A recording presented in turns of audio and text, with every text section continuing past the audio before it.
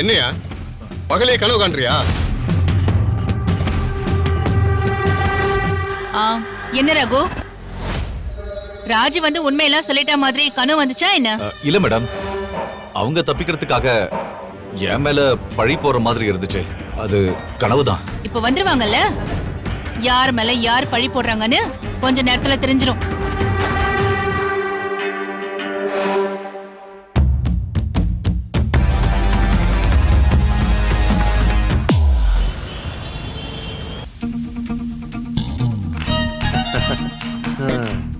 அப்பாட, நான் சொன்ன மாதிரி ஒரு ஃபுல் டே விடாம உன் கைய புடிச்சுக்கிட்டு இருந்திருக்கேன். இது போதுமா இல்ல ராத்திரி வரைக்கும் புடிச்சுக்கிட்டே இருக்கணுமா? போதும் போதும். இப்ப வச்சு தெரியுதா, இந்த விஜய் ஒரு வாக்கு கொடுத்தா அதை எப்பாடு பட்டாலும் நிறைவேற்றிடுவான். அதான் எனக்கு தெரியுமே. அப்புறம் எதுக்கு உங்களால ஃபாலோ பண்ண முடியாது அப்படி இப்படின்லாம் சொன்ன? அப்படியெல்லாம் சொன்னாதானே சார் இதுக்கு சம்மதிக்க வைக்க முடியும்.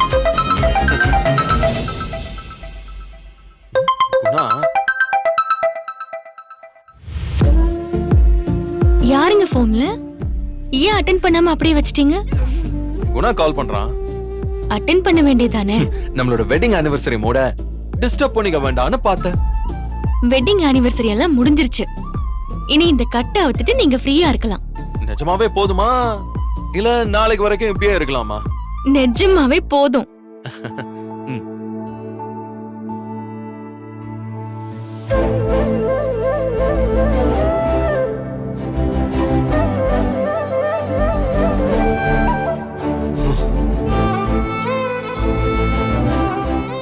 இந்த ஜென்மம் முழுக்க இந்த கையை எப்பவுமே விட மாட்டேங்கிற அடையாளம் தான் இந்த ஒரு நாள்.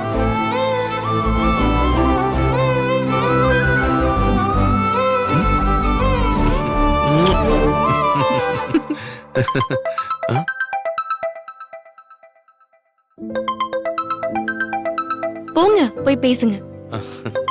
பேசிதாங்கணுமா? போங்கன்னு சொல்றேன்ல.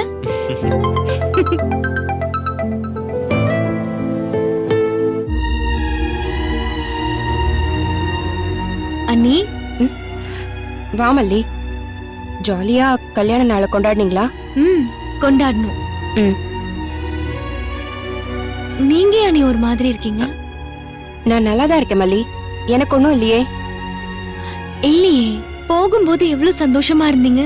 இப்ப உங்க முகமே நல்லா இல்லையே. அண்ணன் ஏதாவது சொன்னாரா? உங்களை திட்டினாரா? அதெல்லாம் ஒண்ணும் இல்ல மல்லி. அண்ணி, என்ன ஆச்சு? நம்ம மயிலு நம்மளை ஏமாத்திருவாளோன்னு பயமா இருக்கு மல்லி. என்ன அண்ணி, என்ன விஷயம் சொல்லுங்க.